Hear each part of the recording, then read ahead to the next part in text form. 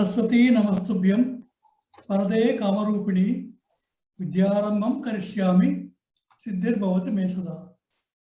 So may Devi Saraswati bless us all with good learning and knowledge systems. Today is a very special day when the government of Haryana has announced a very major project to create a riverfront on the banks of the river Saraswati in Kurukshetra and Pipli at a substantial investment to promote tourism and also to promote boating on the river. It will be a wonderful sight to watch, like the Sabarmati riverfront in Ahmedabad. So with that, I will start the presentation of the slides on a subject of great importance because it will define our roots, define the identity of us as Bharatiyas, and also give us enough information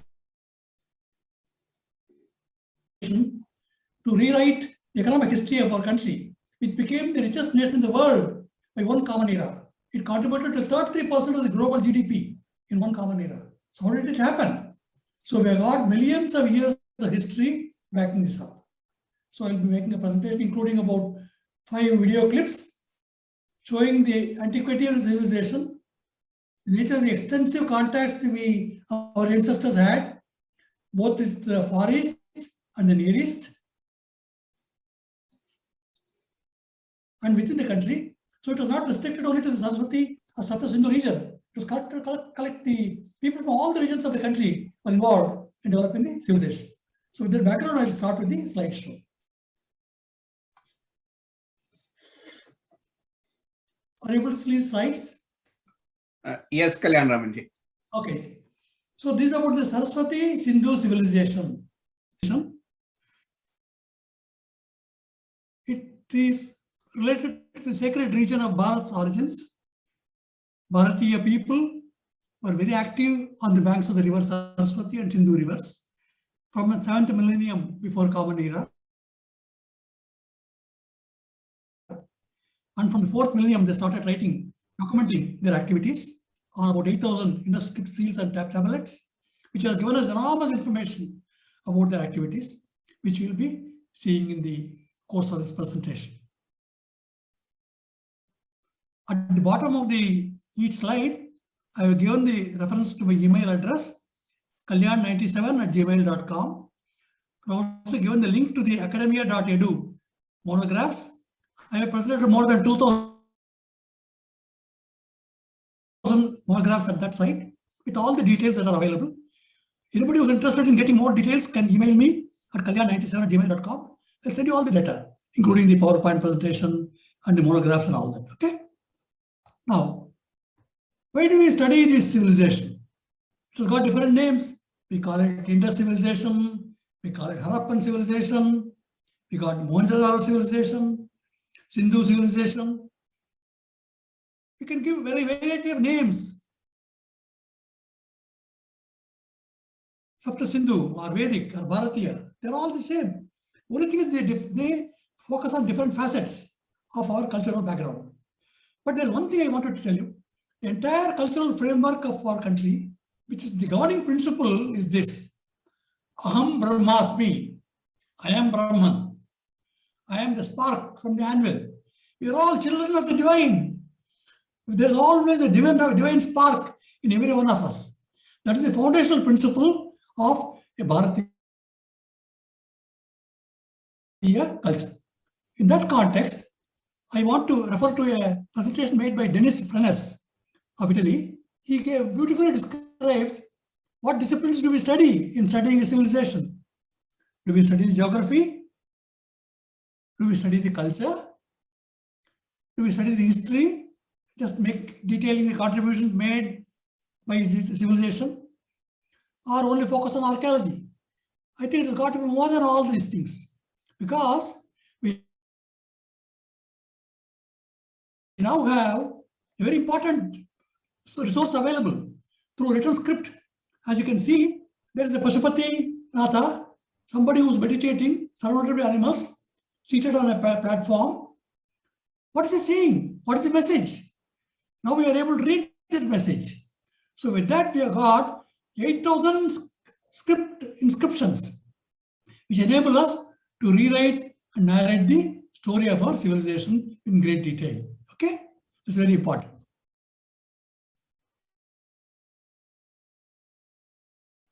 Now, the foundation, as I told you, is Aham Brahmasmi. Where does it come from? It comes from the Vedas. Veda is our pramana. The Vedas repeatedly say, you perform a yajna. What is the purpose of the yajna? Yajnena kalpantam. Whether it is Shukla Yajurveda, or Maitreya Samhita, or Kataka Samhita, or Satapada Brahmana, they all define what is the principal activity of performance of a yajna. At the end of a yajna, a Vasur Dharadi mantra is recited, and ghee is offered to the fire, in the fire altar, in the Agnikunda. I read a portion of the mantra. Parvatascha me, girayascha me, sikatascha me, vanaspatayascha me, asmacha me, mritikacha me, ayascha me, sisamcha me, trapocha me, shyamamcha me, logitayamcha me, agnischa me, apascha me. So it goes on. So I offer all these to the divine, because nothing is mine. As Isavacha Mahari Upanishad said in the statement that Aruna Sharmaji mentioned in her principal statement, I don't keep anything for myself. Everything has to be shared with everybody. Isavasyamitam sarvam. The entire universe is subsumed by the divine presence. We are all children of the divine. So we offer all these aspects of life into the fire. So fire is only a medium, taking our offerings to that divine cosmic principle of Brahmasmi, Aham Brahmasmi. I am the Brahma. There's no duality at all in Advaita. It is the one principle that governs all our thinking process. So we see on the Mohenjo-daro a priest with a shawl, Uttariyam, leaving the right shoulder bare and wearing a fillet on the forehead, and on the right shoulder also the same fillet, a dotted circle. All these are significant. They are all hieroglyphic information of what you are performing. We'll see about it in the course of our presentation. So the important thing to remember is, yajna was performed, yajna was to produce and purify articles, purify our lives, purify copper, purify tin, purify silver, purify gold, and produce wealth for the people just to be shared. So how do we define a civilization in our terms? The best word that we can see in the Dharmakshetra Bharatam Janam is the word called Ruta. Ruta means civilization or prosperity order. Rutu means we got Rutus, the seasons that keep on recurring. We got the monsoon, we got the windy season, we got the winter season, and summer and so on. The continuous fixed time in a cycle. That is Ruta, Rutu. So Ruta is the holy settled order which creates the riches of a nation. So it is a civilization word, Ruta. So we are able to now, thanks to the inscriptions available to us, integrate the Vedika Dharma, the Jnanam that the Vedas provide, with the interscript documentation, and we are able to rewrite the economic history of Bharatam Janam, Bharata people. In fact, Bharatam Janam is used in the Rigveda mantra 3.53.12 by Vishwamitra. He says, Vishwamitra Rakshati Brahmedam Bharatam Janam. Vishwamitra's this mantra will protect the Bharata people, the nation of Bharata. This is what the word. So the first word that occurs about Bharata is in the Rigveda. So what is the purpose of life? Aham Brahmasmi. But why do I live? The key word is Purushartha, the object of human pursuit. Every human being, every living creature has a pursuit. But in the human pursuit is Kama, gratification of desires, Karma, discharge of duty, Dharma, discharge of duty, Moksha, final realization, Dharma, Artha, creating wealth, producing wealth, and sharing with people. So Dharma, Artha, Kama, Moksha. These are four of the Purushartha of the human pursuit, according to Agni Purana. So these are the two governing principles. Aham Brahmasmi, Purushartha. Okay. So this is all background material based on which we can record information about this bar chart that you see. This was prepared by an economic historian called Angus Maddison. He prepared in 2008 for creating the European Union and presented it to Organization for Economic Cooperation and Development, OECD. He made a brilliant study of 2000 years of economic history of nations. He creates a bar chart showing the contribution made by different nations from one common era to 2000 common era.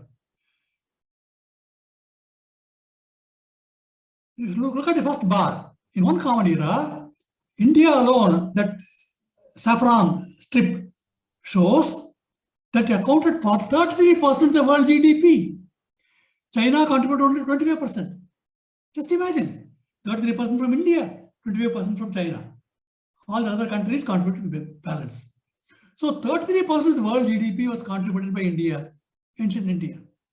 And it continued right up to 1700, when we contributed 27%. And later on, there was a decline for a variety of historical reasons, like colonization, like impoverishment of the country by looting our wealth and resources. That's a different story. But we are now talking about how India became the richest nation in the world in one common era, accounting for 33% of the world GDP. Now we are able to explain that. I have given the details here on this slide, some examples of monographs which I prepared on Panchajana, the 5 peoples, the sacred Pravargya fire ceremony, Krunmanto Vishwamaryam, a bronze bezel ring seal that was found,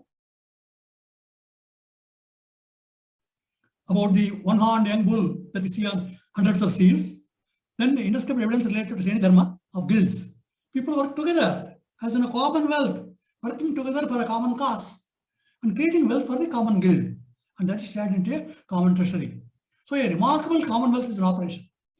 So the individual participants keep only what is required for their normal day-to-day life.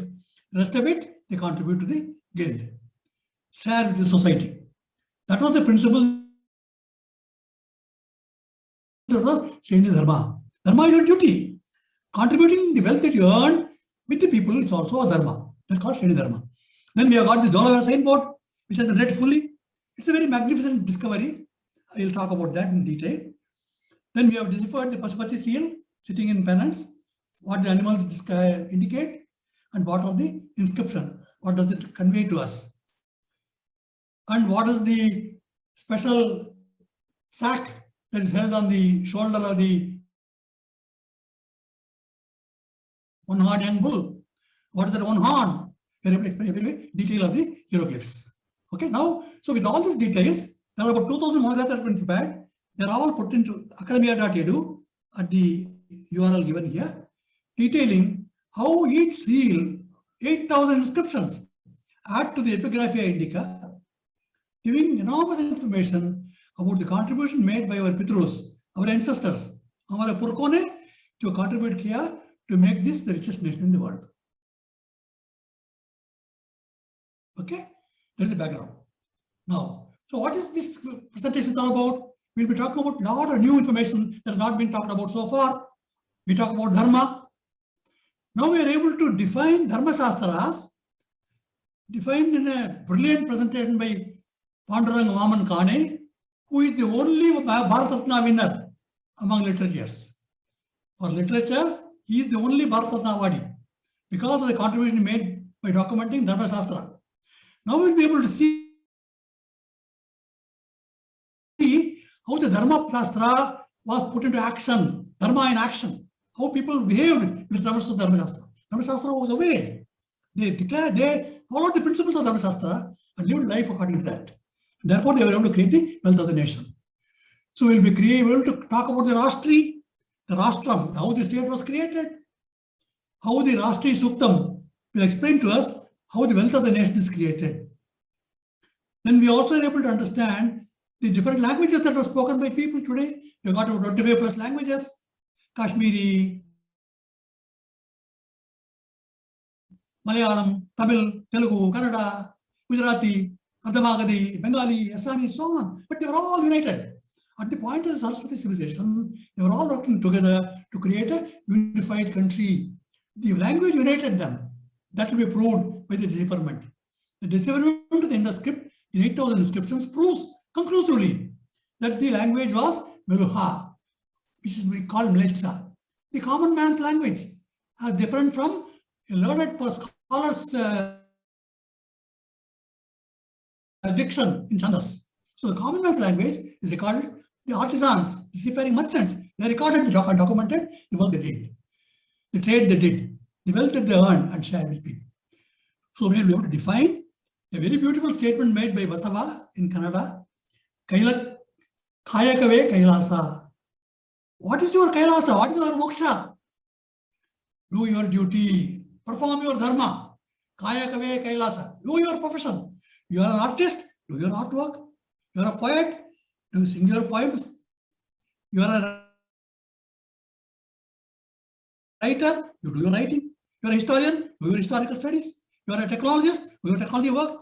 But do your dharma. Dharma is performance of one's duties for the benefit of the welfare of the people, for common good, commonwealth.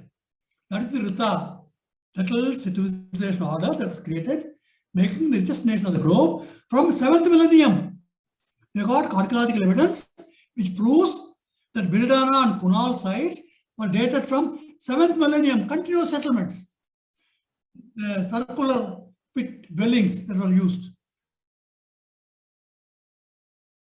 in Biridana, for instance, have been discovered archaeologically. So Rita is the holy settled order, defined the dicta of the founders of the civilization, to understand the cosmic and sacred order. So what is this? Aham Brahmasmi, the cosmic phenomena are enlightened in my own self. So I see myself as a cosmic, small little speck, an atom in the total cosmic creation. Isa vasyamidam sarvam yatkincha jagatyam jagat. Tena tektena bunjita magrata. This is the foundational principle. You earn your money, you make your wealth, but share it. Sacrifice for the sake of the common good. That is the principle. So enjoy yourself, but share the created wealth. Don't covet other man's wealth. Can you believe that? That's the foundational principle of the culture of the people of Bharatam Janam. Other sayings are Tattvamasi. That are you. Aham Brahmasmi. Same thing. I am Atma Brahma. This self is Brahma. This Atman is Brahma. Mandukya Upanishad. Atharva Veda. So these are the principles that have made this richest nation in the world. So what is the region? The region is called Sapta Sindhu. I have given the references where the word Sapta Sindhu is mentioned in the Rig Veda 2.12.12, 4.28.1, 8.24.27. Sayana explains it as related to the rivers and the regions in which people did their activities. Now, look at the map. It's a brilliant map prepared by Schwarzberg of University of Chicago, which defines the Sapta Sindhu region. Look at the map very carefully. How does it become Sapta Sindhu? 7 rivers. Sindhu means river. Sapta Sindhu is 7 rivers. What are the 7 rivers? There are Panchanadas, Vitasta, Asikni, Parushni, Vipasa, Sutudri. 1, 2, 3, 4, 5. Panchanad. On the left of the Panchanad is Sindhu river. On the right of the Panchanad is Saraswati river. So Saraswati, Sindhu, plus the Panchanada of Vitasta, Asikni, Parushni, Vipasa, Sutudri constitute the Sapta Sindhu region. This is the region in which the Rigvedic people operated. They are all defined in this very beautiful map. You can also see here a dot. Hariyupiya. This definitely refers to Harappa on the banks of river Parushni, or what is called Ravi river today. So we are able to link up archaeology with the Vedic Pramana. Archaeology and Vedic Pramana can be linked up together. And we will see thousands of seals from Harappa which can be read related to economic activities. So we will be able to relate archaeology, epigraphy, and the Vedas. So they're all one united group of people working from all over the country for creating the wealth of the nation. Okay? So this is the region in which major activity took place. But most of the settlements were not on the Parushani River or on the Sindhu River. 80% of the settlements of 2,600 archaeological sites are on the banks of this river, Saraswati. The Saraswati River became this epicenter of activity. It became the most sacred river of all times. This Saraswati River had also at one point in time joined with the Ganga and the Yamuna to create the Triveni Sangama. We'll also see about that, how it happened. So we were able to relate the ecological history, the discovery of river Saraswati, the people who walked on the river Saraswati, and their activities. Their life activities can now be defined without any ambiguity. Okay, now I will play a very beautiful Richa from the Rig Veda, which is called the Devi Suktam or Ashtri Suktam. Just listen to it for 3 minutes, and I will take one particular Richa from this and explain that in the context of our presentation.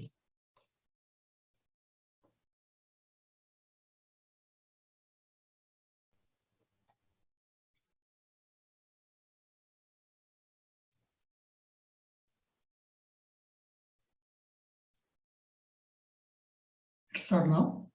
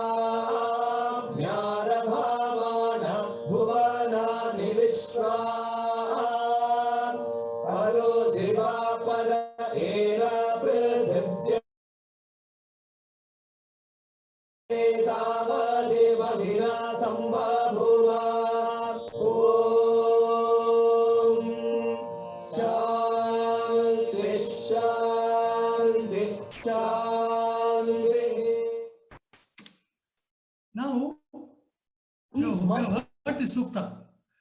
What does it say? What is it trying to say? This is by Rishika Vagambrani. Vak Ambrani. She is the personification of Vak, the Devi.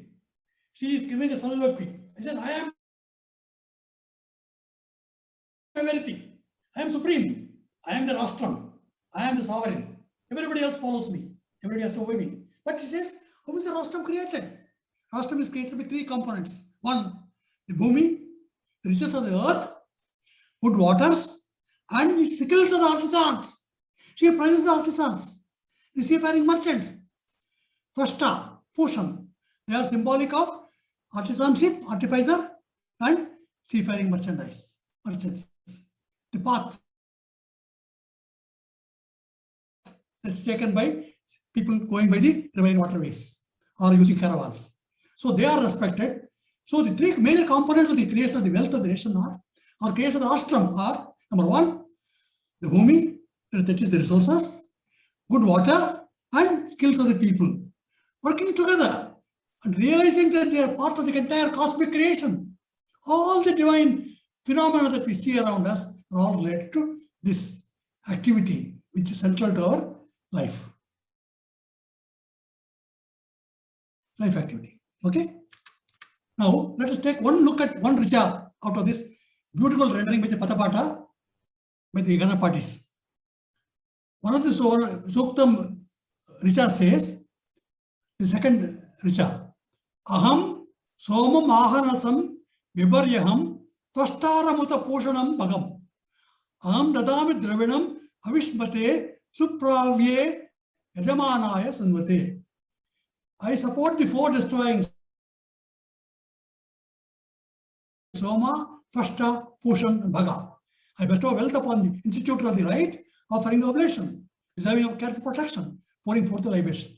Who is this Tvashta? Well, let's focus on one person, Tvashta. He is the artisan of the Saraswati Sindhu civilization. This artisan is venerated in this Rigveda chanting. Okay? There are other people also venerated. The Pushan, seafaring merchant. The Bhaga, the divine order that gives us life. And Soma, it's also a wealthy resource. Now, let's now see about Tvashta. There is a person called Tuisto, which is the same as Tvashta, who is considered the founder of the Germanic people, according to Tacitus. He is the Tvashta of the Rigveda, Tvashta. This links the Mleccha, the Meluka of the Indus script, the Germanic people of Germania. So this explains why the Vedic culture and Vedic terminology spread all over Europe and definitely into Germany, created these descendants of Tuisto or Tvashta, artisans, skillful workers. Same person is shown differently on the scene. He's a Tvashta. This has been conclusively proved in the decipherment. That's what I've detailed here. See, well, let us take a look at one word. The man is seated on a platform. Below the platform are two herricks. Pattara is a chondric. Pattara means a smithy. And this antelope looking backwards. Kamara is to look back. Kamar is a blacksmith, artisan. So the artisans working in a smithy is the foundation, the platform. On that the person is seated. He is in a penance. Kamada is a penance in Prakrit. Kamata is a mint. Okay. So he wears a cluster as an ornament of the buffalo bones, buffalo horns. The buffalo horn is Tatar. Tatar is Tatravad. Goldsmith, Tatan, Naraga in Pandini is a goldsmith. So he is a brass worker beating with the metals that are created and creating wealth. And the cluster is called Kunda, Agni Kunda. He is working with a fire pit. So the yajna is performing to purify metals is done by this Tvashta. Tvashta has got three faces. That's why three shiras. There are three faces that you can see, and he has spread out arms with a lot of ornaments. One on this. Every one of them is an interscript hieroglyph. Okay. This is a Tatar brass worker who becomes a Tuisto, founder of the Germanic people, according to Tacitus. Okay. Now let's go. Move on. So we have got a writing system which has spread not only within our country, within the Saraswati Saptasindu region, but also into the interaction sphere of Mesopotamia and Egypt. Number of seals have been found, as you have seen in the rightmost bottom, outside of the Saraswati Saptasindu region. We got artifacts found which contain the same writing system, comparable to our writing system, was found in Egyptian hieroglyphs. Egyptian hieroglyphs use the principle of phonetic equivalence, picture writing. So picture, nar means a caught fish. Nar means a peg. So to write the name Narmer, you write nar catfish and mer a peg. So that's how the picture is shown. On the right hand side, you will see the Narmer on his expedition and the contributions of the cuttlefish and the peg. That's how the writing system will work. The same writing system that is used in Egypt continues to be used in the Indus script, but with a difference. Indus script is not based on syllables. Egyptian hieroglyphs are based on syllables without vowels, whereas the Indus script is based on each hieroglyph representing a word, which is read with the equivalent word. Okay, Tatar, horns, Tatar, black goldsmith, brass worker, Tatara. Okay, or Tatar in Japanese means a furnace. So the Meluhha hieroglyphs was the vocabulary of long distance trade and wealth creation. The Egyptian hieroglyphs were used for documenting conquest, the supremacy of the emperor or entire family, so protecting him with a mummified corpse. No, in the Indus cases, in the script, they were not used to glorify people. They were used to document wealth creation activities of artisans. So that was the difference. Egyptian hieroglyphs, to a large extent, documented monumental information about the emperors, whereas the Meluhha hieroglyphs or Indus hieroglyphs documented artisanal wealth creation activities and seafaring merchants' wealth creation activities. Iron smelting, alloying work. So here we got three seals which show acrobats at work. Acrobats being lifted up by the horns of the buffalo. The horns of the buffalo, the wild buffalo, plunge in, butt, and push up.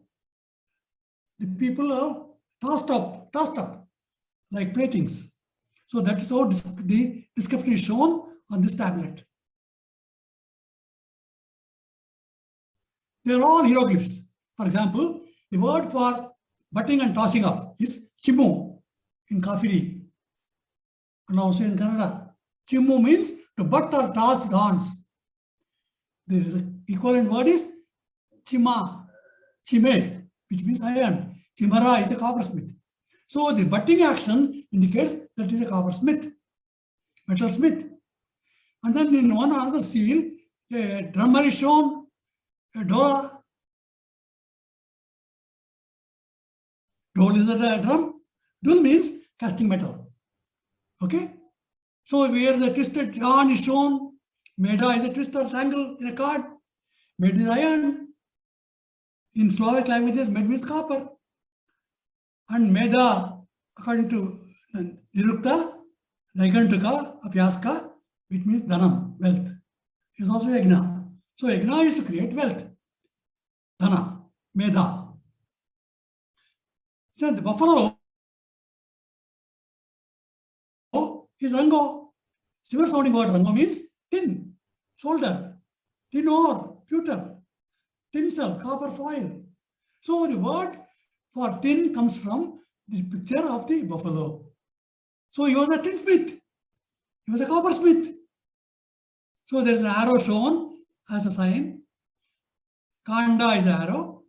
Khanda means equipment, metalware. Then there's a notch. Khanda means a notch. Khanda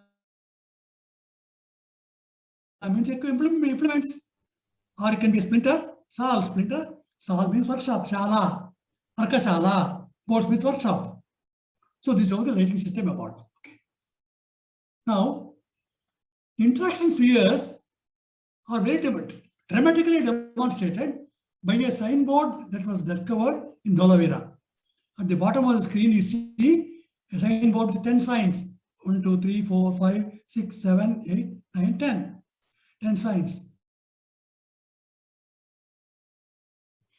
The spoked wheel is repeated 4 times. 1, 2, 3, 4. And a ficus leaf is shown. And a kunta pin is shown. It's very important. Kunta means kuta, association, guild.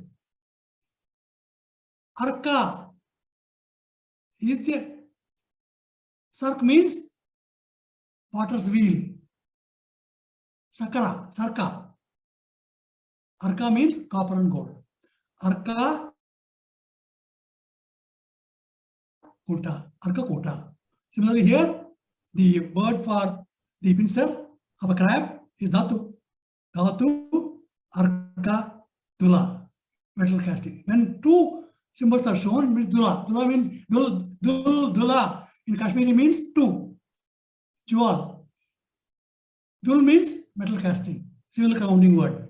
So metal casting of minerals, Dhatu. Okay?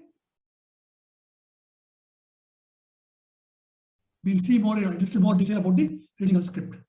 Before that, I want to play a video of how the discovery was made of this signboard.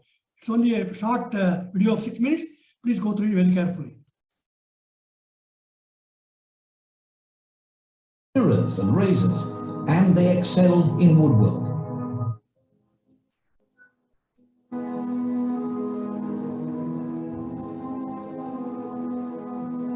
Their ceramics reached every corner of the East. They mastered the art of working copper and bronze. Artists carved ivory and set semi-precious stones in gold to make jewelry. The level of production was such that the civilization seemed on the verge of an industrial era.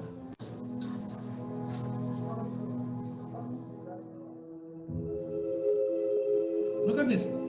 There's a one-horned young bull shown on sealed. With their first trading On a journeys, furnace. the people of the Indus took care to mark their products with clay stamps or copper plates. But their favorite method was seals made of steatite, a material that hardens when heated.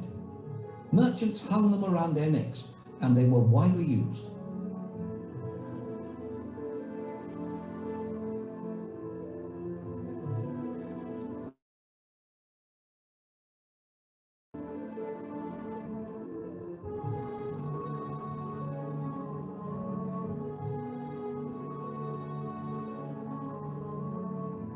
The development of long-distance trade led the Indus merchants to forge alliances and to invent the concept of the contract. To seal the contract, they used finely carved stone cylinders, similar to those in Mesopotamia.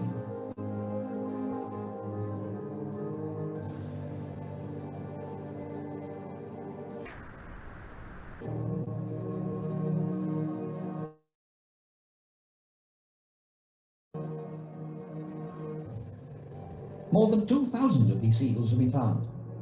They're carved with animal profiles, zebu, buffalo, crocodiles, or with more intricate and mysterious motifs. Inscriptions accompany the images. Archaeologists have identified over 400 recurring signs.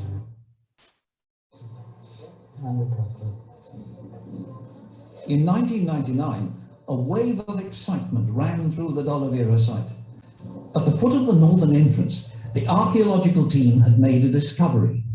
Their brushes uncovered what looked like an inscription. After several minutes of careful work, symbols finally emerged. All the workers gathered to watch. Everyone held their breath. It could be an historic moment. If the text was long enough, the Indus script might finally be deciphered. One after another, the symbols were uncovered. Made of inlaid quartz, they were over 30 centimeters high. Originally, they were probably set in a wooden tablet, long since rotted away. The team was on tenterhooks to recover a message composed over 4,000 years ago.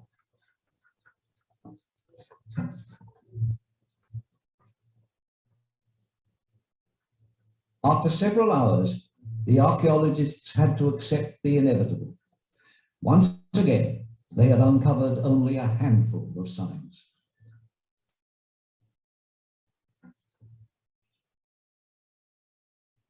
The Indus script has yet to find its Rosetta Stone. What do these signs mean? What do they tell us about the structure of a civilization that for a long time was thought to be ruled by a single man, the priest king? Yeah, I think this is the oldest signboard in the world, going back to the Harappan times. That is Ravindra Bisht, While archaeologist. expecting, we found that a wooden frame all around it, and those letters must have been pasted or laid in that wooden board. And I don't think this is the rightful place for this inscription to lie here. I believe that it should have been spotted on the facade of this majestic North Gate. I don't think, we should put in the concept of priest king sort of thing. One doesn't know.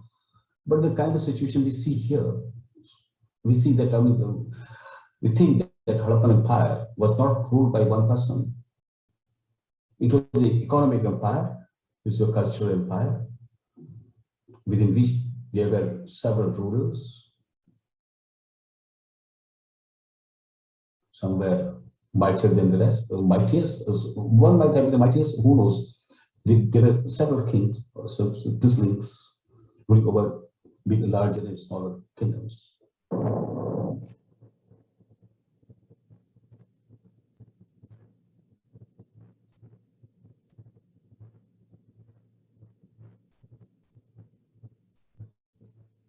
Will these 9 stone figures keep their secret forever?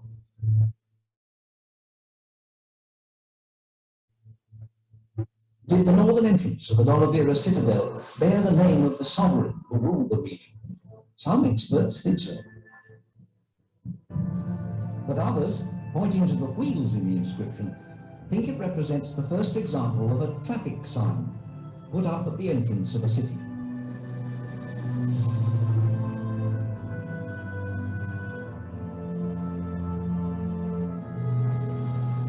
The archaeology.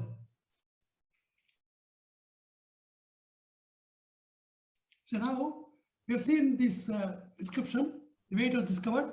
Now we'll try to see if we are able to read the inscription. Mirrors and razors, and they excelled in woodwork. Mirrors and razors, and they...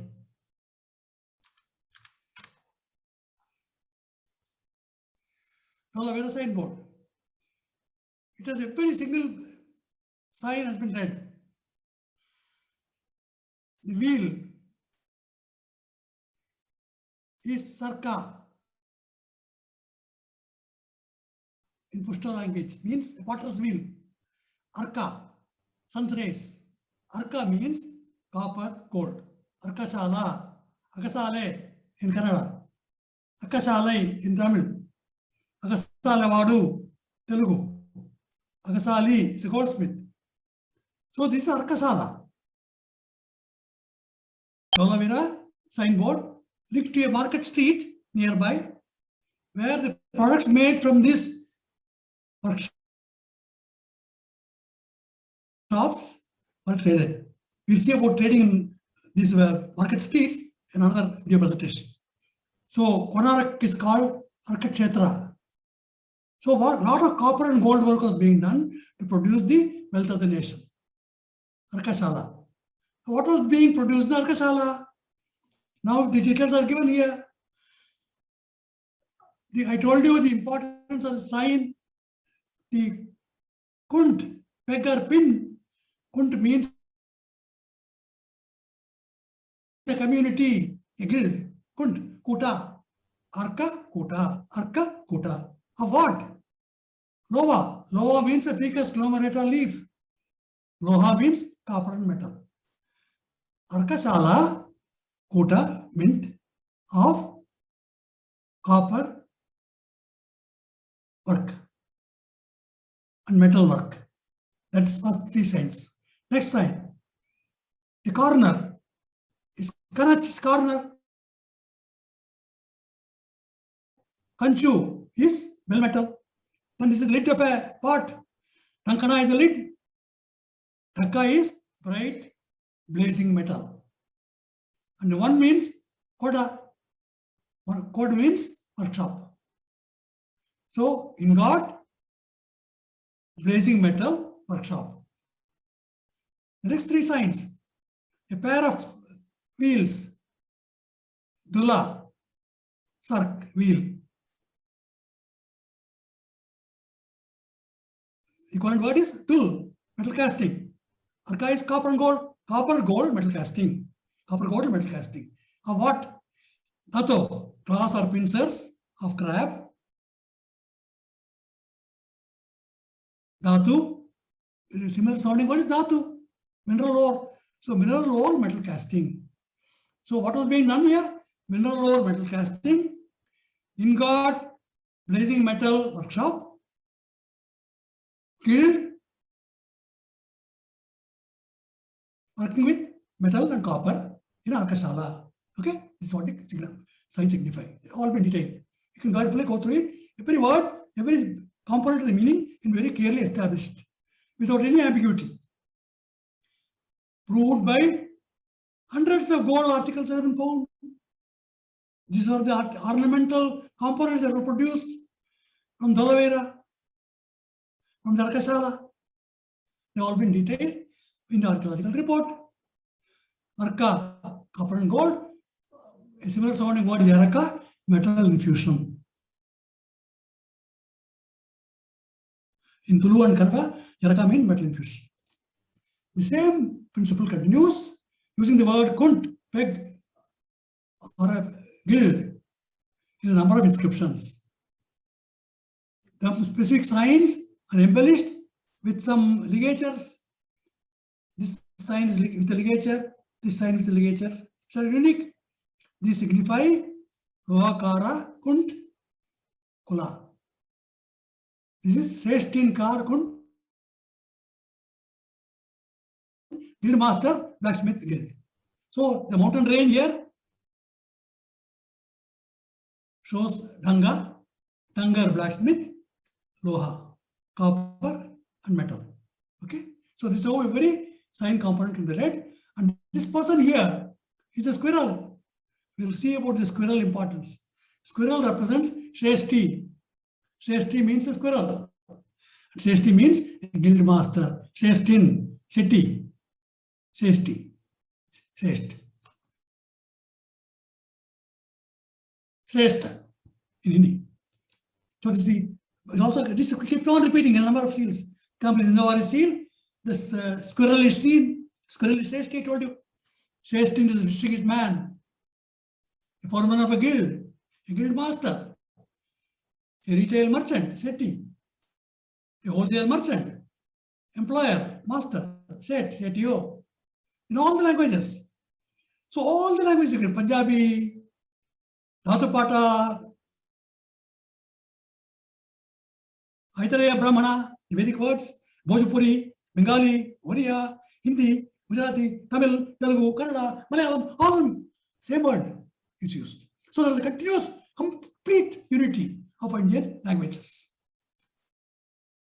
which have been shown by this very beautiful long inscription, where the guild master records all the work that was done by the artisans of the guild. They are listed here in 3 lines using a number of symbols. Every single symbol or sign, about 500 or 700 of them have been read. They're all related to metalwork and creation of wealth. So they are all metalwork catalogs. This is the long inscription from Mohenjo-daro. Okay? Squirrel is the guild master. Now we have got another way of putting together information. Dula is duality, right? Pair, two. So two goats are joined together with a twist. The twist is Medha. You have seen that Medha means iron. Medha also means helper, a merchant's clerk. So he's a merchant. Of what? Patha. Patha is a young goat. Pada means metals manufactory. Patade in Kannada. Patada in Telugu. Patarai in Tamil. Metals manufactory. Pada in Marathi. So Fada or Patada is indicated by this, and the merchant is shown carrying this gold tablet as his signature tune as a professional calling card. Just as it's a professional calling card of Tatar, the goldsmith guild, on this Pashupati seal. So they were trading all over. There are a number of seals have been found from Persian Gulf, like the one that is found in Lothal was being traded across into the Persian Gulf, containing the same information. Pair of goats. So it's in the middle is the dotted circle, indicates a middle or a car or a center. Manji is a center. Manji means a cargo boat with a rice platform. So cargo boat was being used for transmitting this cargo. Now, a fantastic announcement has been made by our finance minister in last year's budget speech.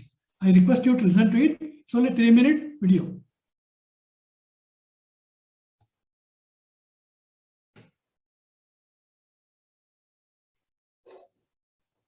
So I move to the second theme, economic development. Aspirational India, economic development and caring society. I'm now talking on economic development. And in economic development, industry, commerce, and investment are the ones which come first in our. So the most important thing, as an introduction, I'd like to say here, the guilds of Saraswati Sindhu civilization and the Harappan seals are remarkable. Saraswati Sindhu civilization is about 4,000 before the Common Era. They belong, the seals in particular, belong to 3,300 BCE, before the Common Era. Words from the Indus script, which are all hieroglyphs, have been deciphered. Words from those hieroglyphs have been deciphered. Interesting words which we need to know when we're talking about commerce and industry. Commerce and trade-related words show how India for a millennia has been a continuing civilization with rich skills in metallurgy, rich skills in trading, and so on. Sreni is a word found in the Harappan seals, which means guild. Seti is a word found in the Harappan seals, which means wholesale merchant. Seti was a wholesale merchant in the Sindhu civilization, Saraswati Sindhu civilization. Poddar is an assayer of metal into treasury. And also, India is a continuing maritime power in terms of commerce and industry. Takara Kodmi is using word which shows blacksmithery and also iron and tinsmithery existed that time. So India's commerce, India's industry, India's trade in such materials, which were all unique to India, have existed and continues to exist over the millennia. So entrepreneurship has always been the strength of India. That's the point I wanted to explain. I'm sure many members already know it, and therefore they are a bit restless. Entrepreneurship has always been the strength of India. Even today, young men and women have given up greener pastures elsewhere to come. So now, We have heard the finance minister making a thundering announcement that Indian script has been deciphered. We'll be proving it with a number of examples. 8,000 examples can be shown, but we don't have enough time, so we'll show only some samples. But all the announcement was made based on the White Decipherment work. So it's a rare privilege that a finance minister should make it in a budget speech, refer to this great contribution made by our ancestors in creating a wealthy nation of the world, the wealthiest nation of the world. Now, here is a professional calling card. Who is this artisan? It's made of copper, with spread legs, the horns of a ram, with a varaha as a head, and a one-horned young bull on the chest, and a Brahmi inscription. Maybe the Brahmi inscription was superimposed later by the recipient of this from his grandfathers. What do they signify? They signify a young bull, Konda. They signify one spiny horn, Sinki, spiny horn. The similar sounding word Sinki means ornament gold. So he's an ornament gold worker. Konda is young bull calf. Konda means a guild, a moja of a village. It shows a double sack carried across the beast. Kantal is a double sack. Kantal means maritime, cargo boat. Horns of a ram, meadow. Rebus, similar sounding word, medet. Med, meadow, helper of merchant. Med, iron. Med, copper in Islamic languages. Spread legs, Karnaka in Atharva Veda means dual, the two legs spread out. Rebus, similar sounding word, Karna, Karnaka, accountant, scribe. Supercargo, responsible for the cargo on the ship. Paraha, Barah, buddy, is a boar. Similar sounding word, Vadri, Vadi, Bari, Baria, merchant. Barai, carpenter, iron and wood. The Brahmi inscription confirms it. 3 lines, Samnya, Ki Majita, Tadaga. Samnya is symbol. Ki Majita is of Majia, boatman. Tadaga, an artificer who beats or hammers. He is a smith, according to Panini's Astadhyayi. So now we have got a Panini's word inscribed in a Brahmi inscription on top of a professional calling card of an Indus script artisan, a seafaring merchant. He is a seafaring merchant because Kantal, double sack on the animal. Kantal is maritime. What a beautiful representation with a small little copper tablet which is carried by the professional, maybe worn on his body like a necklace pendant. He is able to communicate what work he is doing for the benefit of the country, benefits of the people.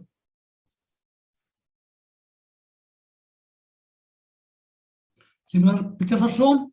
Here's a young bull with one horn, and in front of it there is a small little device, and one pot is shown with overflowing water.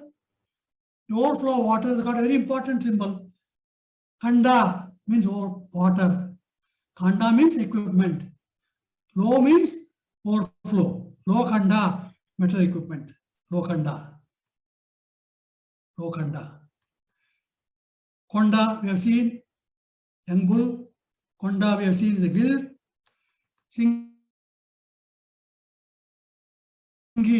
Singi, forward thrusting, spiny horn. Similar sounding word, Kingi means ornament gold. Singi is ornament gold. Kundan is fine gold. Kundan gold, Singi gold. So they are working with both Kunda, the lathe. Kunda means treasure, also ornament, fine gold. And at the bottom is a portable furnace, Kamata. Kamata, similar sounding word is mint. So fine gold mint. And the body, the back is called Patara. Pada in the back.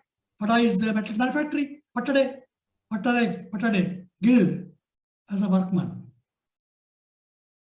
Arkasalakuta. Karmarakuta, guild, Patade. So pata is a back, patala, you got the back saddle. Pada is a metals manufactory. Fadnavis, the word comes from Pada. He's a metal manufacturing in charge. He is a rater. So the pioneer one is Kantala, is maritime trade, Kantal, maritime trade. The thigh is important. Thigh is Tanka. The thigh is shown, highlighted. Tanka means a mint. Gold coin. Pure gold, Tangam. Tanka, stamped coin. Tankasala, mint.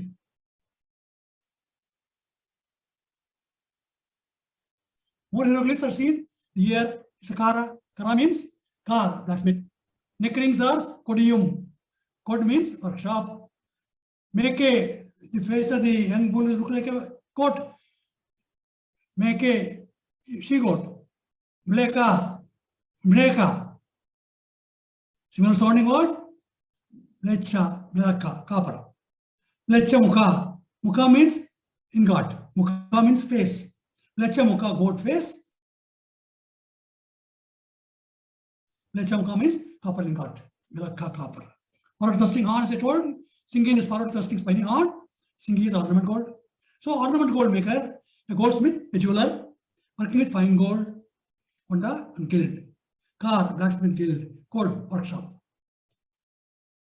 So we are able to see the young animal is also shown on a very beautiful tablet. 6 animals are joined together in a ladder. Ladder is Seshti. It's a ladder. Seshti means Shestin, guild master, Shetty, wholesale merchant. The wholesale merchant of these commodities, these resources. What are 6 resources? Breka, copper, Milaka, in Pali, Muha, face, Muh, ingot, forward thrusting horn, Singi, ornament gold. Then an ox is shown, Balad, Barad. Similar sounding word, Barad.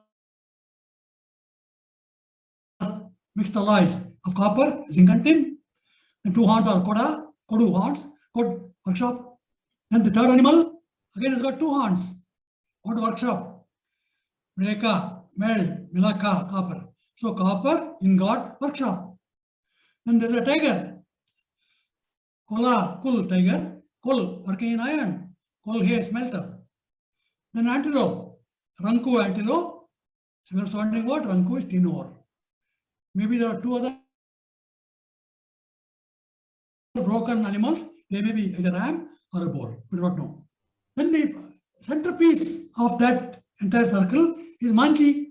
The center of the middle is a Seshti, is a guild master. Maji is cargo boat, rice platform.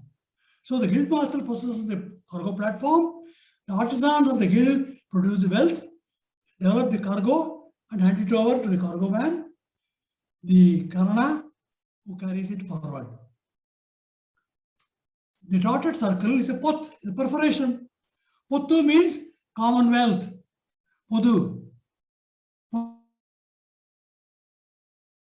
Pottu for general good, common property. So that's one of the words. This a one-eyed person is shown. Kana means one-eyed, and Kana means wealth or possession. Kana means wealth or possession. Kana. That's why one-eyed person is shown. So that means it's a pure hieroglyph, signifying that wealth and possessions are being manufactured. And there are 6 knots on the hair. 6 is bata. And bata means iron. Bata means a furnace. So a furnace are working with wealth and possessions of metal products, of the muh, ingot. So ingots are made using the smelter, bata and furnaces. Okay. Kana is a dotted circle. Pot is a perforation. Kantala is churning on a churning device. So it also signifies maritime trade. So now we are dealing with the maritime traders, which is what the symbols of this standard device depict. On the top is the lathe Kunda. Kunda is fine gold. At the bottom, dotted circles are shown. Kana, Tata circles, full of circles. Kana means wealth and possession. There's a flame coming out of this portable furnace. Puttige flame. Puttu is common property. So Kunda is a lathe. It's also a turner. It turns a lathe. Kundar. Kundar is a turner in Bengali. Kunda is also an engraver. He's a lapidary sitting and fixing gems. Kundana, Kundana, Kundan gold, fine gold. So he makes gold, takes a gem, embeds it, encases it, and creates a beautiful ornament of a pendant or a bangle or a necklace. So the churning vessel is a Kantala. Kantala we have seen is maritime. So maritime trade is indicated by these symbols of the standard device, all represented by Indian languages. The words from Indian languages are able to conclusively prove the decipherment of the interscript. We are all united in a Spragbund, a speech union. Whether it's from Tamil Nadu, Karnataka, Malayalam speaker, Gujarati speaker, Assamese speaker, Bengali speaker, they were all able to work together and use these common words. So what is the significance of this decipherment? There is a common language, spoken language. I have proved it by a dictionary called Indian Lexicon, which is available online with 2 lakh words, 2 lakhs from 25 languages, all working together. Whether it is Indo-Aryan or Dravidian or Mundarika, they were all common words. They shared wealth creating activities, documented them in 8,000 inscriptions. Today we have got a rich corpora of interscript epigraphs added to the 100,000 inscriptions we already have. We now have 8,000 inscriptions dated from 4th millennium to 2nd millennium. So now we can rewrite the ancient history of Vedic Bharata. So we can completely validate the finance minister's statement that for millennia we have had the tradition of commerce and trade, creating the richest nation on the globe. How are they creating this activity? Look at the number of working platforms in Harappa, 25 of them. They were all huts on top of it. And the centerpiece is the anvil, where the metal worker will work, or it could also be a dyer of clothes. Either a dyer or a metal worker was working on these platforms. Each circular platform is a kuti, it's a temple. Gudi is a temple. It's an artisan's workplace. It's a fada, it's a patada. It's a kunt, it's a community guild. So they were all working together for a common cause. This is what is shown by that calling card that we saw of that anthropomorph copper bronze. We have similar anthropomorphs have been found in Senali on top of the coffins. Horned 8 figures, horned figures like the Pashupati seal, and with a ficus leaf, loha, copper, metal. And the horns of that of a buffalo, Tatar, buffalo horn, Tatar, dress worker. In Japanese, it's called Tatara iron furnace. How did the Japanese get the work? Our Buddhist monks went to Japan and carried this word and transmitted the Pali Buddhist inscriptions to Japanese. So Japanese followed the Bharatiya culture of metallurgical activity, of furnace activity. Hundreds of seals have been found, all created by the Kulkarnis. Karna we have seen is a rim of a pot. Karna is a writer, a scribe. That rim of a pot becomes the largest sign that is used in thousands of these inscriptions. They were all documented, account keeping work of these writers of public records, of a fada or a patada. That's what we see in a Kalibangan pot. On top of it, the inscriptions were written by hand, freehand, a fish sign, a backbone sign, and Karana sign. The rim of a jar, Karana, documented, accounted. Kana is a spine. Kana is wealth or possession. Aya is fish. Aya means alloy metal or iron. So alloy metal, wealth possession, documented. This is what the Kaliban inscription says. Karana, Rima Bachar, Karana accountant. Backbone also can be Barado. It can also be read as Bharat, mixed alloy of copper, zinc and tin. So now, how is this script beautifully managed? We create a hypertext. You know HTTP, hypertext transfer protocol of the computer people. Our people invented it 5,000 years ago. Figures are joined together to create a hypertext. Here we have got 1, 2, 3, 4, 5 symbols fused together to create this one composite sign, sign 418. What does this signify? A carrier, water carrier, kuti. Kuti means a smelter. Aya, a fish. Aya means iron. Alloy metal. Karana, you have seen. Supercargo, ascribed. Or ingot, which is shaped like a bun ingot with pointed ends at the other end. It's called muha. Then it's called meda. Is a harrow. Med is, as we have seen, iron. Meda dhanam. And on the back of this tablet, which shows the sign 418, the sign 147. This is X sign. It's called Dhatu, crossing. Rebus sorry, what is Dhatu or Dhatna in Hindi means casting metal. So metal casting work involving these components of iron, ingots, alloy metal, and from smelting work. That's how the documentation recorded and documented. So how was wealth created? Here it is documented in the script. Now we have another way of describing same hypertext. Here many animal parts are joined together to create a composite animal.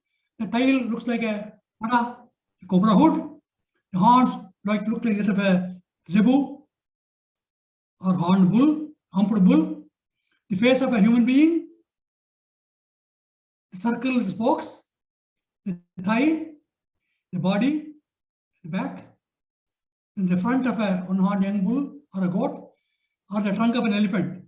Each of these are hieroglyphs. They're all joined together to signify the metalwork catalog. Fada, cobra hood. Fada, patada, metals manufactory. Kola, kul, tiger, kul, working in iron, iron worker. Kantala, double sack, kantal, maritime boat. Dhatu, scarf, scarf on the neck of the animal. Dhatu is mineral. Honda Singhi, spiny horn young bull. Honda Singhi, guild of ornament goldsmiths. Mindal, Markor. Ram. Similar sounding word, med, iron. Kariba, elephant. Iba, elephant. Similar sounding word, Karba, in Tulu, Kannada, iron. Ib means iron.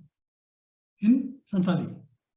Ib is a station between Nagpur and Howrah, near Rourkela, where the richest iron ore in the world is found. Muha is face, muh is ingot. Muha, quantity of iron produced at one time in a native furnace. Iron produced with the cores and formed like a four-cornered piece with pointed at each end. That's why we saw that ingot shape. Pola is a zebu, Basenticus. Pola means magnetite ferrous ore. Magnetite ore, the richest ore in the world, is found in Randakaranya, Burangi, Kiriburu, and in Dharwad mines. Thus, the hypertext of metalwork, a wealth resource catalog, is represented in this composite animal. Metals manufacturing details are recorded.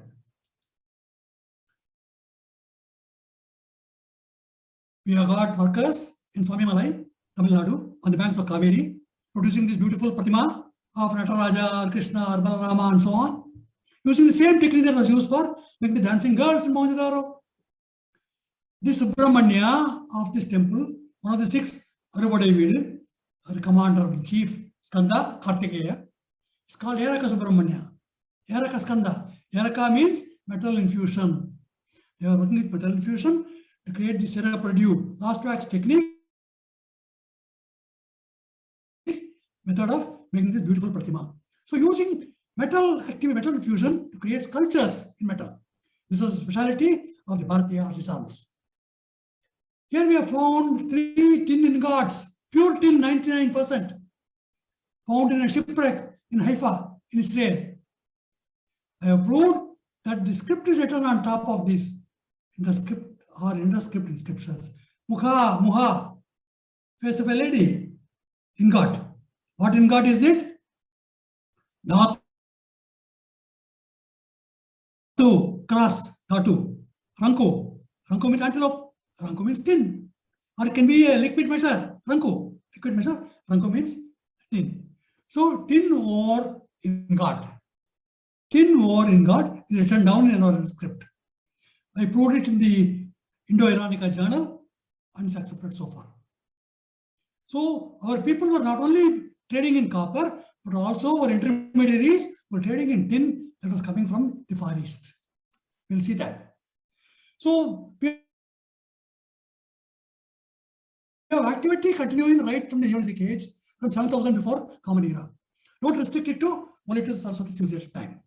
So we have got a beautiful work has been done by Randall Law and Dennis France, detailing the resources that were used by the Saraswati civilization people, natural resources and minerals. I will show a series of maps. 1, 2, appraisal of iron ore, copper ore from Khatri mines, mineral networks along the river Saraswati, right into Haryana, Rakikadi, from Gujarat. Then it's also recorded in Tamil Sangam literature, where Sangam literature document says, it's about 5th century BC document. Ivariyar enkula ayin ivare udan ivaralvarku aruli therudan mullaikku eetha sellada nellisai vadumani yaane purammin koman idumapari maganir yaane andai thodan ivaran maganir annadan pulavan kondu vartharane ye vadabal munivan nadavinul thondri seppu puram yettiya chendidum purisai thurai aandavan thurai aandu. So they are from Dwaraka. 42 generations ago, the Vedas of Tamil Nadu landed from Gujarat along the coastline down to Tamil Nadu. This is what this document says. So we are now able to date the civilization, date the sequence of people or migrations internally, to continuing the tradition of metalwork, as we have seen in Pamimalai in Sera Purdue, Yaraka Subramanya. So we have got copper resource. Copper resource is so rich. The entire Bronze Age revolution was made from this copper of the Khatri mines. It has been proved in the Iranica Antica journal by a group of scientists who documented this. Copper and tin from Bharat powered the Bronze Age. 90% of the articles found all over Europe were from Khatri mines. Can you believe that? 90%. Proved by provenance analysis by this metallurgists, archaeometallurgical work. Brilliant piece of work. Where was the tin coming from to create bronze? This is the tin belt of the globe. Far East, Burma, Malaysia, Thailand, this Cambodia, Laos.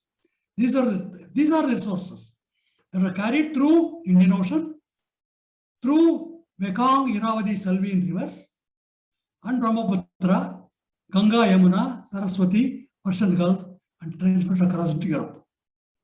This is the route. The tin belt of the globe powered the Bronze Age revolution. And Indian traders, seafaring merchants, and intermediaries. This is what has been proved by these slides. And we have got a number of these slides showing how the picture writing system got solidified, documenting the details of the metalwork. Here is the metalwork of working with fish, IS, alloy metal. Combata is a fish fin, Combata is a mint, and so on. Now, surprise. Here we have a shipwreck in Ain Sukna in Egypt on the Red Sea, where 1900 BC, that is 2000 BC, 4,500 years ago, a shipwreck was found with ships made of coir ropes from the coconut trees used to tie up the cargo boats. I'll demonstrate that to you with a small little video. It will take only about 3 minutes. Let us play that. It's brilliantly presented by French archaeologists.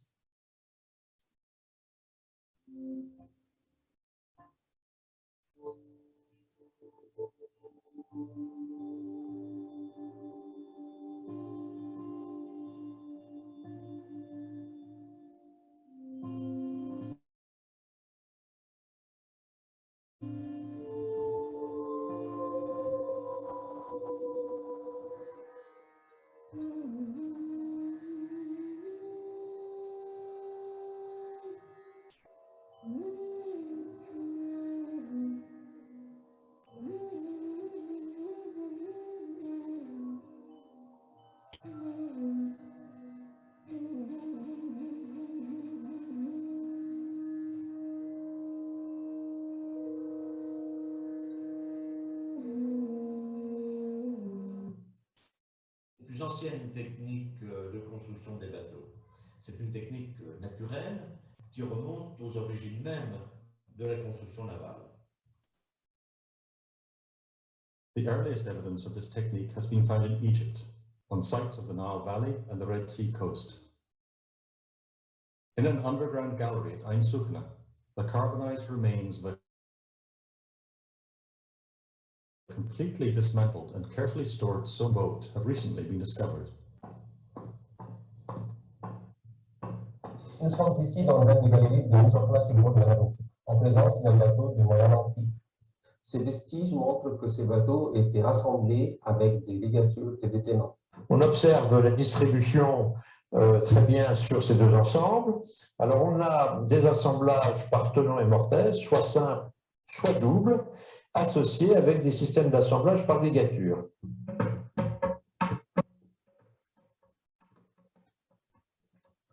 Le plus ancien bateau cousu connu au monde remonte à l'ancien empire de l'Égypte pharaonique, qui ont été trouvés à Abydos et qui datent de 3000 avant Jésus-Christ. Mais le plus grand bateau. A boat of a dozen meters can thus carry almost 5 tons of sand.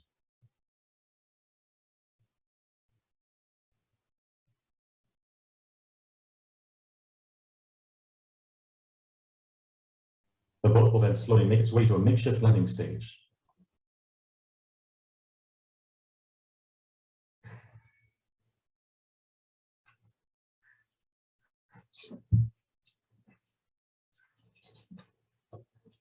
The sand is shoveled, washed, and sifted in the water before being loaded into baskets.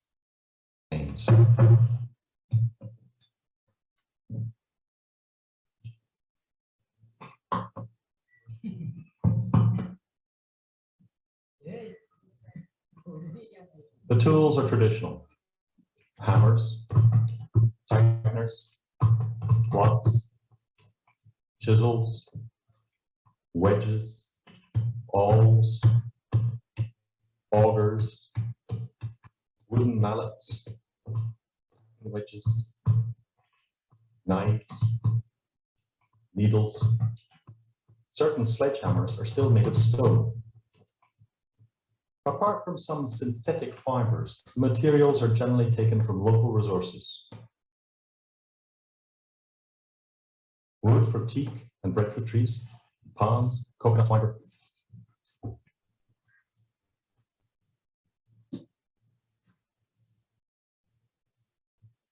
The most important repairs involve replacing. Et construit les bateaux grecs archaïques, et donc d'être capable de reproduire ces techniques de construction, voire de reconstruire à l'identique des répliques navigantes de ces bateaux. Et ça, c'est extrêmement intéressant.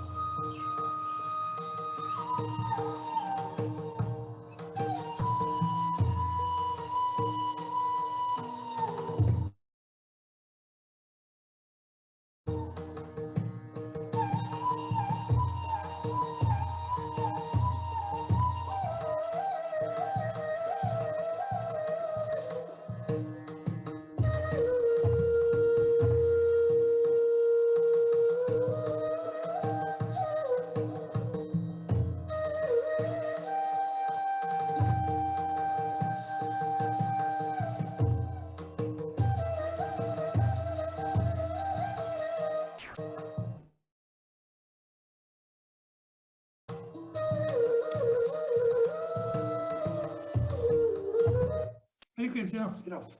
Now, what is the significance of this? So, seafaring merchandise from the Saraswati River Valley, from the Indus River Valley, from Brahmaputra Ganga River valleys were reaching up to Cairo. So, the entire European segment of the Levant was being serviced by the resources of copper and tin from Bharat. Tin was Indian traders were acting as intermediaries for the trade. Now, where does the tin come from? The Far East. The Far East used the Indus script. Here's a Dongsan bronze drum with the Indus script hieroglyphs. Peacock, frog, elephant, trees, cranes. Every one of them is an Indus script hieroglyph. Tala, palm tree. Dhala, ingot. Maraka, peacock. Maraka, loha, calcining metal. Mukaka, frog. Mukh, ingot. Kariba, trunk of elephant. Iba, elephant. Kariba, karba. Ib, arka, sun. Arka, yaraka. Meadow, ram. Med, iron. Meadow, one who helps a merchant helper. So the symbols of the Indus script were represented on very beautiful artifacts from Bactria, ceremonial axe, a goat, an elephant,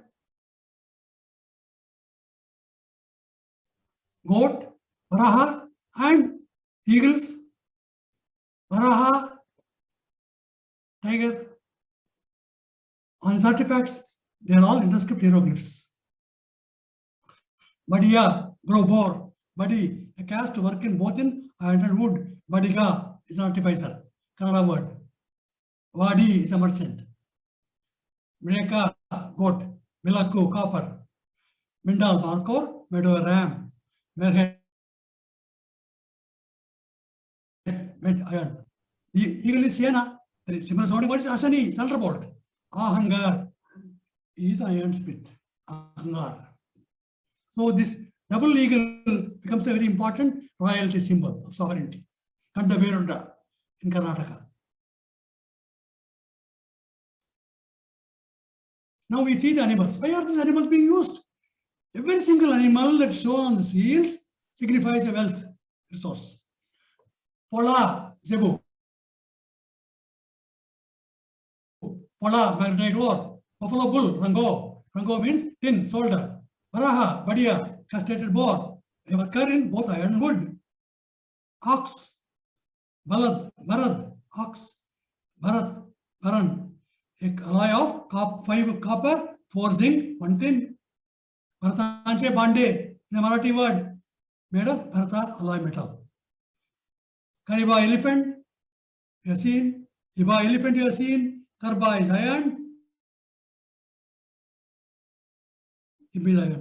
So only stamp seals show either the sun's rays or zebu or all these animals to indicate the wealth resources of the artisans.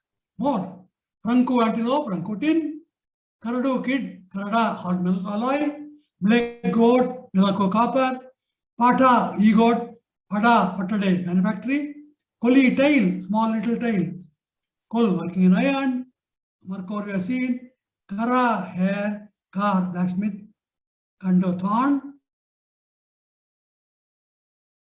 in front of the hair, Kanda implements. So every one of the hieroglyphs related to the animals. Ganda, rhinoceros, Kanda equipment, Karada leopard, Karada hot metal alloy, Panja feline paw of tiger, Panja kiln, Kola tiger, working in iron, Kol hay smelter, Kola temple, Kola deva, Kola means Kulani temples. Karu, crocodile. Kar, blacksmith. Kodi, cock, kot, alloy. Or pot, made of bird. A cock, pot, cock, putu, common property. And more words. Maraka we have seen, peacock. Karada, karanda, duck. Karada, hot alloy. Then you have seen the Dongsan bronze drums with Indus script hieroglyphs. Then the kurma. Kassa is a turtle with two heads. Kasa, bell metal. Dula is a pair. Kamsa, who comes in the Krishnavtara, Dul, metal casting. Kasa is a turtle, Kasa is bell metal. So this also becomes a field symbol in the script of a turtle. Or a scorpion is also a hieroglyph. We have seen that frog is a hieroglyph. Mukaka, Muha Ingat. Bicha is scorpion. Bicha is hematite ore. Pola is magnetite ore. Bicha is ferrite ore. Hematite ore. Okay. Magnetite ore, hematite ore. We also have another symbol of a dot which indicates Gota, which means laterite ore, red iron ore. Now we'll go into the river Saraswati, which is the centerpiece of the waterway which facilitates this trade. This river has been completely discovered by the ISRO satellite images. They have redrawn the map of the river Saraswati with this beautiful satellite image of wide field sensor images showing the paleochal signatures from Himalayas to the Ran of Kutch in Gujarat. It's a fantastic piece of work that has been done by our group of scientists. About 700 scientists gathered together in 25 seminars. They discussed all the details and proved that the river existed. They did drilling in 25 spots and proved that within a depth of only 100 feet in the desert area, you find rich glacial water. Himalayan waters are found even today.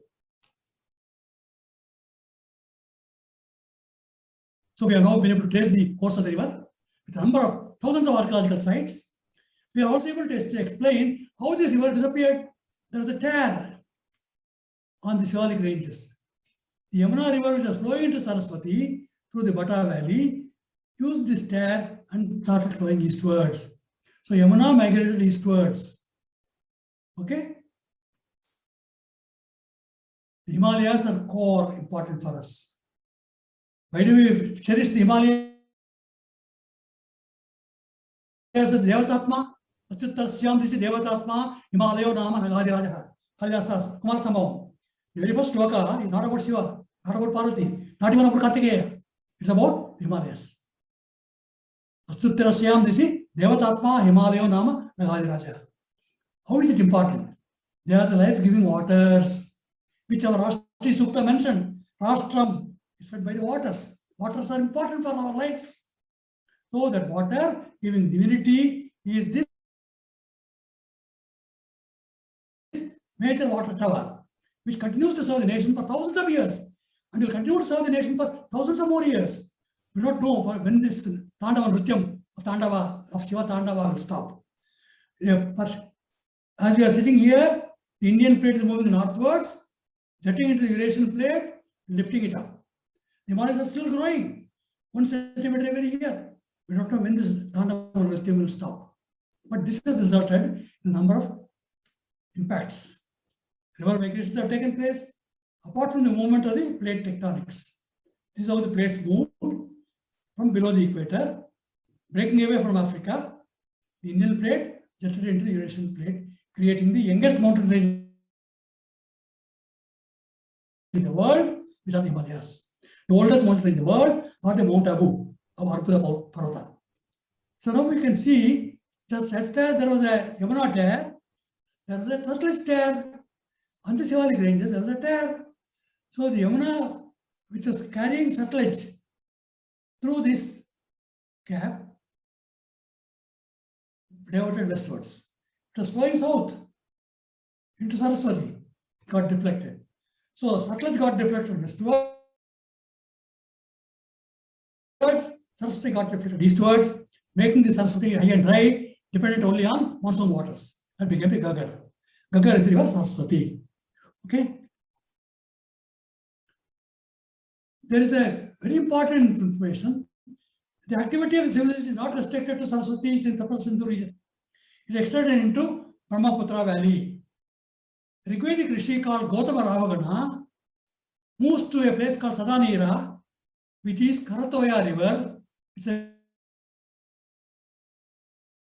tributary of both Brahmaputra and Ganga in Bengal, Bangladesh. So at Bangladesh, Gautama Ravagana established as metalwork. Similarly, Videga Matava moves to Kashi from the Kurukshetra area and making this Kashi region rich with iron ore work. In Malhar, Raja Nalkitila, Logadeva. And Brahmaputra we have seen is also a transit point for waterways from the Mekong River Delta. These are the Salvian deltas carrying tin through the Indian Ocean and also through the waterways of Brahmaputra and Ganga. And the transshipment point is Rakegadi into Saraswati, from Saraswati into Persian Gulf and westwards. So Gaggar River is the Saraswati River. It is conclusively proved. Rastri, Vaivasi Rastri was a navigable waterway, a gateway into the Indian Ocean carrying the riches for creating trade, commerce related wealth activities. Look at the number of sites. The river automatically emerges if you draw a line along the sites. Right to Gujarat. This is the river Saraswati, Gaggar, of the Sapta Sindhu region. The core epicenter of activity was here because of the Kaitiri mines and closeness to Dharwad for iron ore, closeness to Dambakana, Kiriburu, closer to Urkela. They were all rich material. We have seen in the network of metal resources. So, the important thing is Saraswati River was a navigable waterway. It has been proved in a very beautiful monograph. It's listed here by Anirban Chatterjee and other scientists, published in the Nature just 2 years ago. They have conclusively proved the course of the river from 4,500 down to 2,000. How the settlements number increased eastwards as the people moved eastwards because of the drying up of the river Saraswati. We are farming there. So the rich one resource is wealth resource of metals. Second resource is food products. Rice, wheat, barley, cereals, Ayurvedic products are all being produced. Here,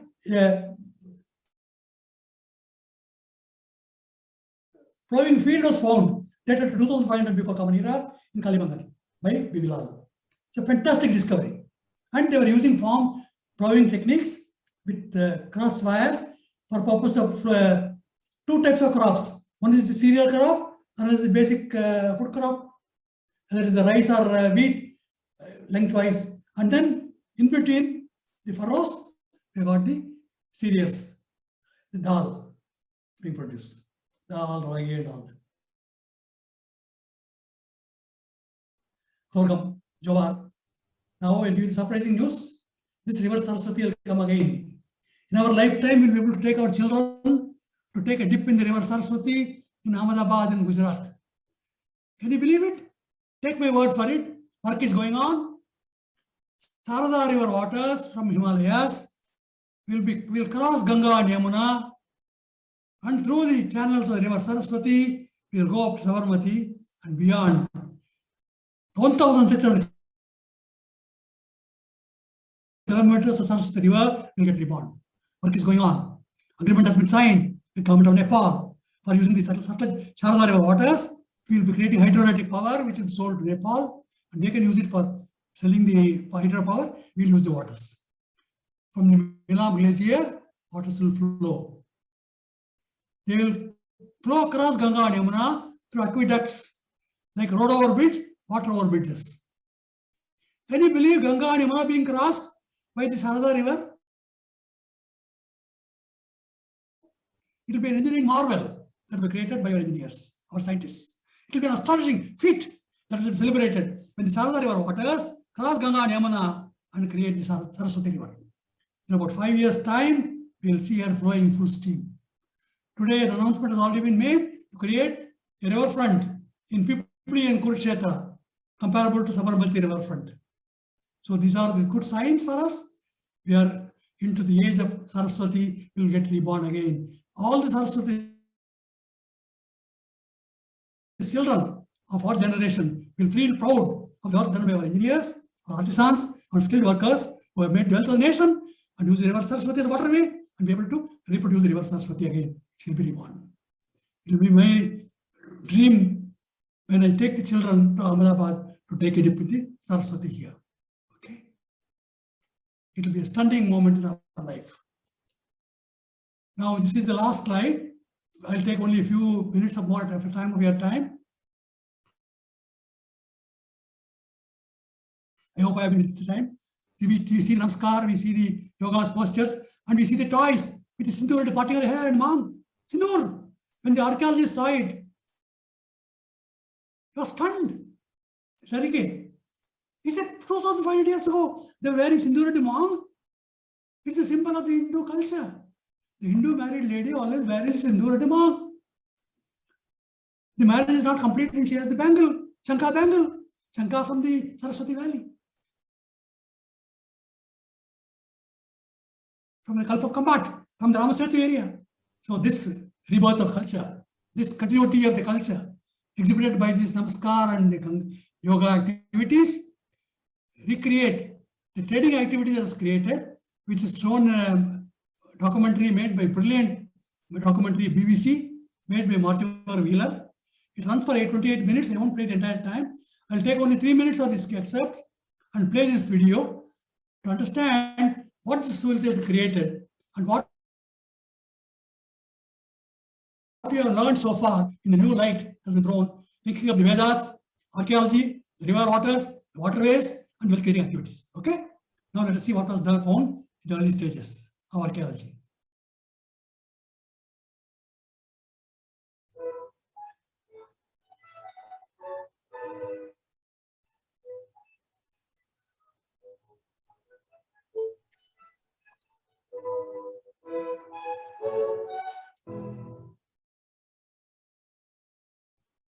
These letters are part of the most mysterious language of the ancient world. Nobody can read or understand them. The women of the people who used it wore few clothes, but much jewelry. They regarded animals like this bull with veneration. Their religion involved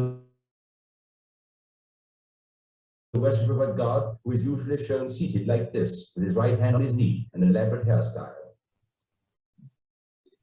The people who practice this religion lived some 4,000 years ago in this extraordinary brick metropolis, the city of Mohenjo-Daro. Mohenjo-Daro itself stands 2 or 3 miles today from the river Indus, that line which you can see just below the horizon running into the distance. The Indus is one of the great rivers of the world. It's the backbone of West Pakistan as it curves and meanders 1,000 miles from the Himalaya, largely built of wood. But now what about the people who once trod these stairs? We can discover a certain amount from the pieces of statue that have been found, like this portrait bust. This shows it was fashionable to shave the upper lip. The beard is clearly shown while the upper lip is bare. This is confirmed by the discovery of a rather battered bronze razor now in the Karachi Museum.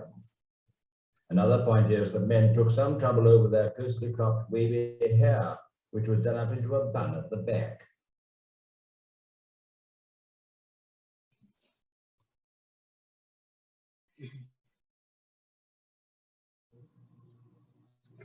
This is not such an impressive portrait, but with his neat beard and the twinkle in his eye, he strongly reminds me of an old professor friend of mine.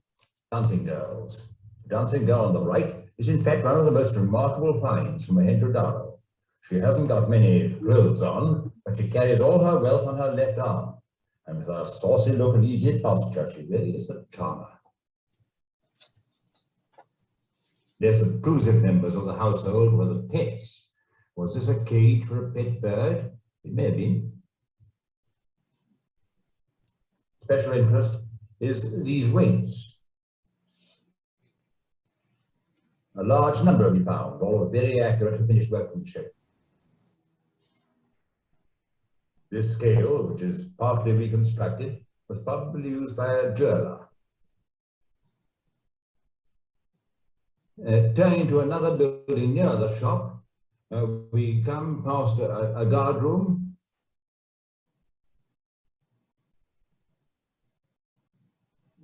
to an enclosure that may once have held a sacred tree. Its special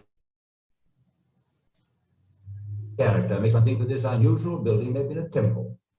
There are 2 stairways at the back. They lead to a room whose purpose may perhaps be deduced from a sculptured figure found there.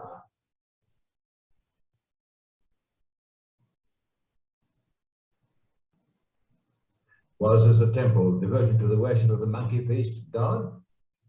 Valley civilization? At least it is not difficult to see in this face the haughty disdain of a governing official. Another aspect of their government is reflected in this building, the granary, for grain was the city's wealth. It fed the citizens and was used to pay the taxes. The front of the granary was originally laced with timber, which quickly decayed, a sign that it was an early building built by people who were newcomers and unused to the climate. Above that was a loading platform where sacks of grain were hauled up before being stacked inside.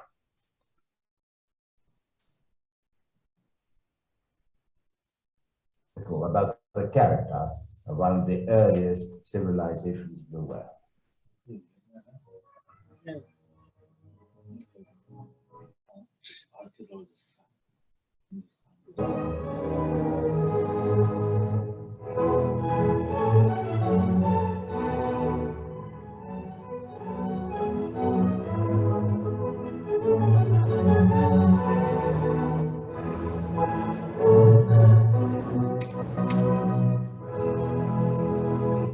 So we have seen the archaeological framework, we have seen the cultural framework, we have seen the religious framework, the Adhyatmika framework of Rita and Dharma. We have seen the work of the artisans, seafaring merchants, our ancestors, our Pitrus, who created the wealth of the nation, made the richest nation of the world until 1700 before of the Common Era. 1700.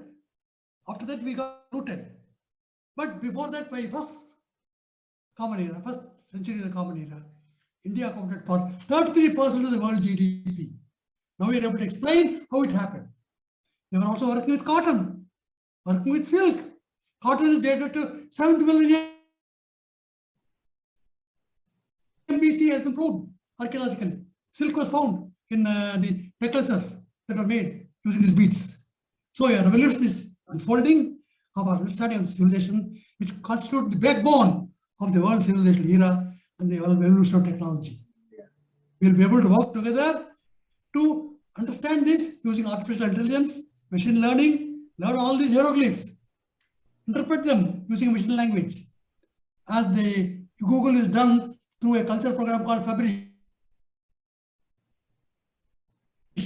or Egyptian hieroglyphs. Egyptian hieroglyphs are nothing compared to the Indian hieroglyphs. We are so rich with information of the economic activity. We will be able to recreate economic history through artificial intelligence of this study of the civilization epigraphs. We have got 8,000 of them documented in 4 volumes of photographic corpus, and in my 3 volumes of the Epigraphia Interscript. Details have been given of the words, the meanings, and the languages of the people which are common. The Spragbund, speech union, the language union that existed from 4th millennium BC, uniting the nation into one common cultural framework governed by the Vedas as a pramana. That is the story of Saraswati. I will end it with my prayer to Saraswati. Ambitame, Naditame, Devitame, Saraswati. Aprasastai Vasmasi, Prasastim Ambaruskati. Amma, you are the greatest of mothers. You are the greatest of rivers. You are the greatest of Devis. I am an inconsequential person with no pratishtha.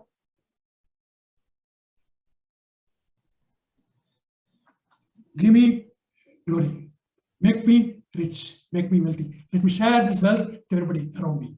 Tena taktena buchita. Kaya kave kailasa. That's the story. Namaskar. Thank you very much.